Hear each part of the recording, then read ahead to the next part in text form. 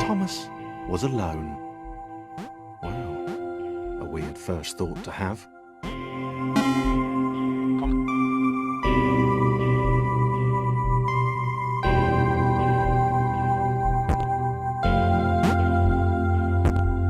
Thomas decided to start listing his observations for posterity.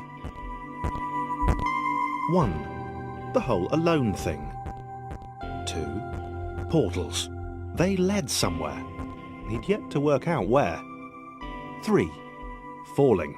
Thomas was absolutely fantastic at falling. He was almost as good at falling as he was at observing.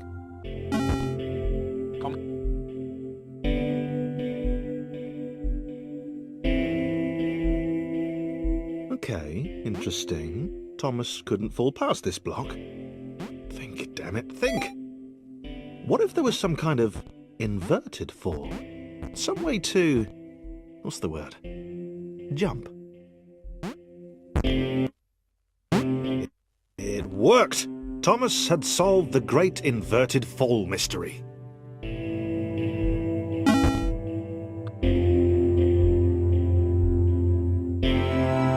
A big jump. But Thomas noted there was no real danger in missing it. The world didn't want him to fail here. It was pushing him, but gently.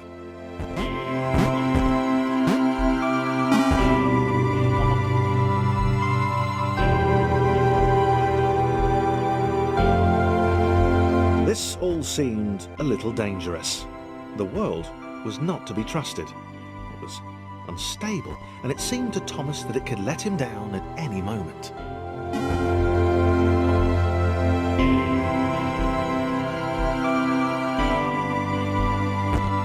Thomas wondered whether the portals were actually taking him anywhere. He felt like he was making progress, but there wasn't really any way to know. He seemed to be...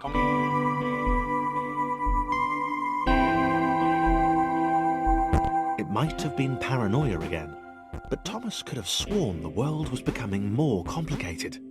It always seemed to be one step ahead of his skills.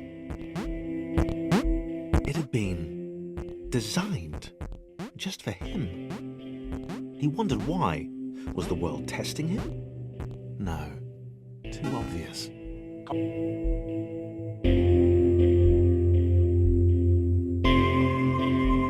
Something about the boiling, toxic, glowing water intimidated Thomas. He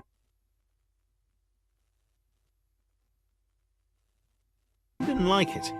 He certainly didn't want to swim in it. He made another mental note. 4. Water. Not good. To be avoided.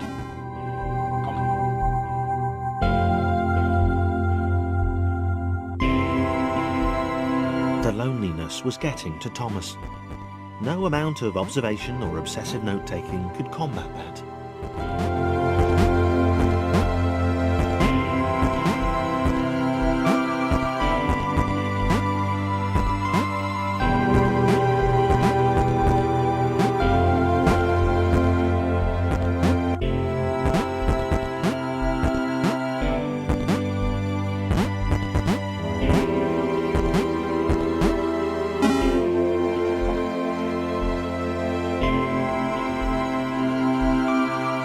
Had a new theory.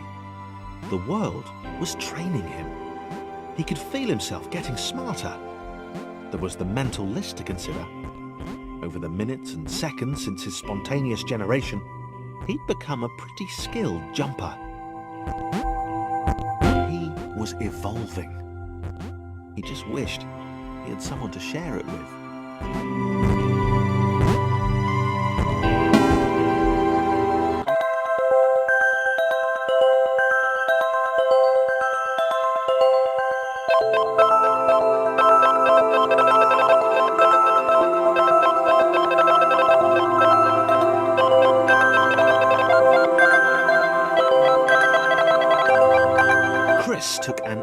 immediate and deep dislike to the skinny red rectangle. Who the hell did this Thomas think he was?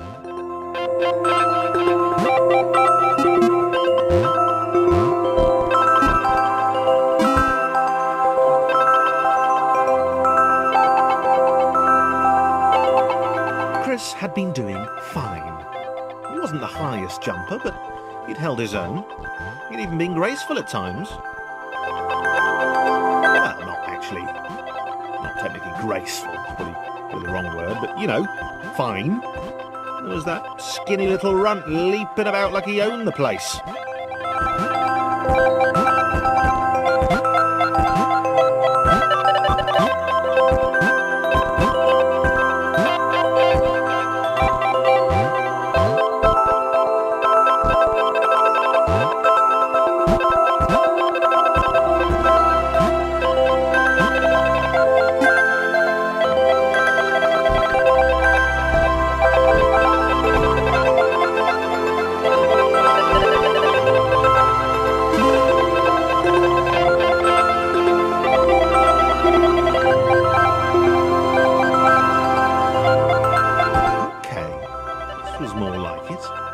Glowy white thing. Only Chris could get to it, which of course made it all the more enticing. What would it do? What new opportunity might this switch open up to him?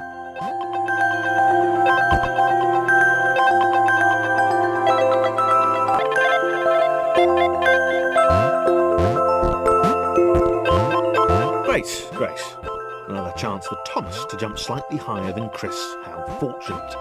Seriously, this made the whole switch pressing thing entirely worthwhile.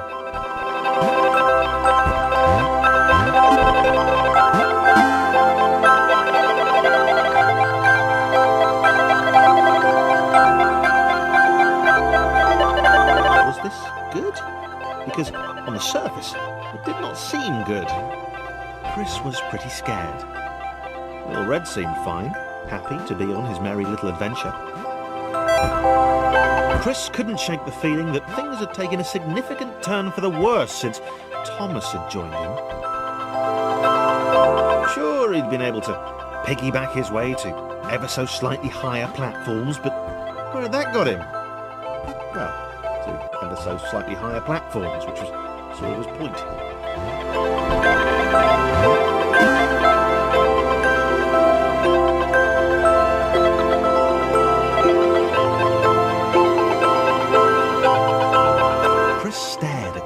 With pure hatred. He seemed so very happy at their situation. Friends together, a brave fellowship of quadrilaterals on a quest for greatness. That would be fine. But it was all the obvious observation that Thomas was doing which grated. Every time they saw something vaguely new, Chris would hear a satisfied little from the vaulting idiot. He hoped the next portal would split them up, if only for a few levels.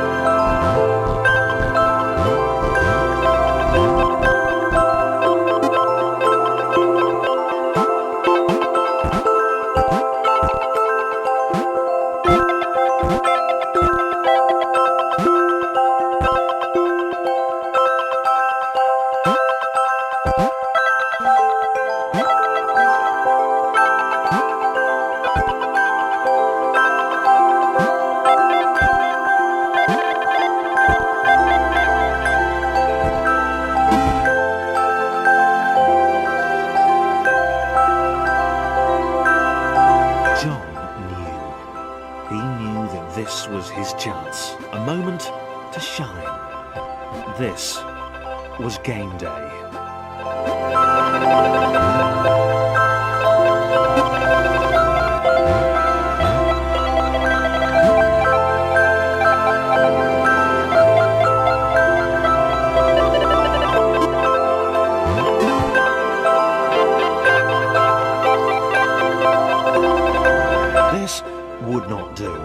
needed room to show off his exceptional skills. As it was, he was trapped on the wrong side of these little dot things. Where did they come from, anyway?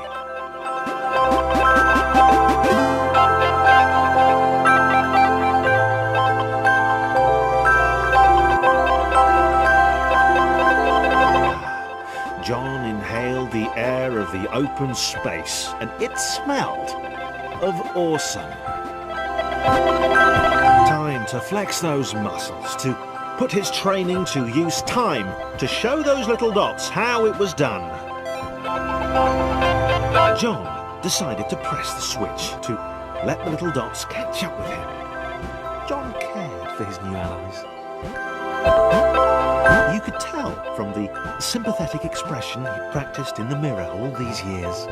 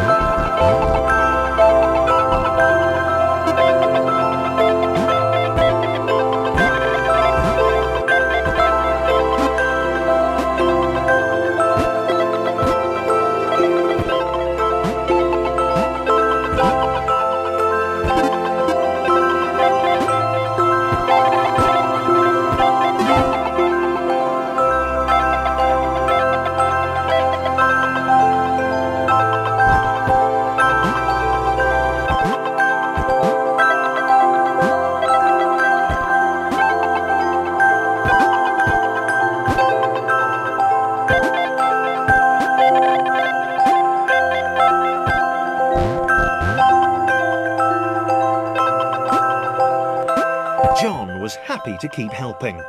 He felt it was important to his image that he was seen to help the little guys.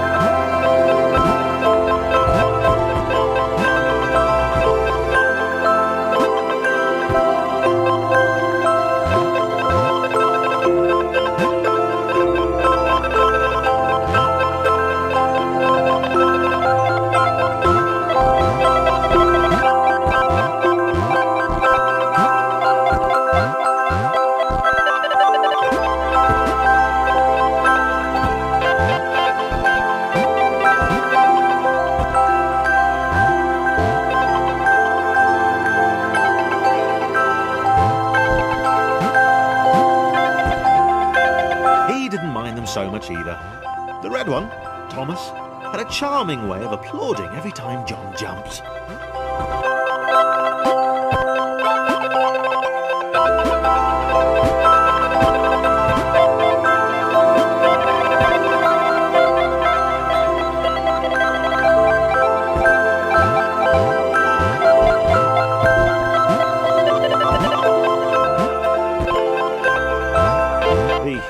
The orange one was less immediately likeable, but his unremitting cynicism and tutting amused John.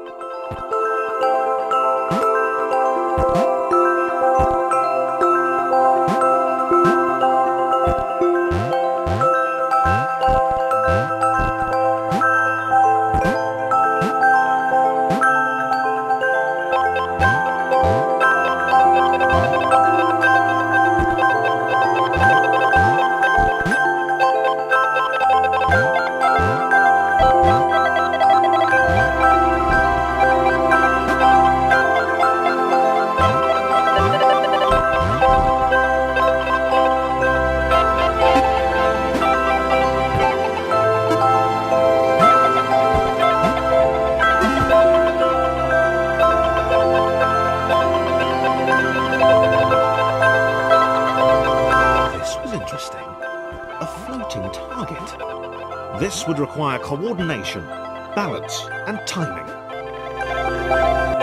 John was sure the dots would be lost, but he was happy to guide them to triumph.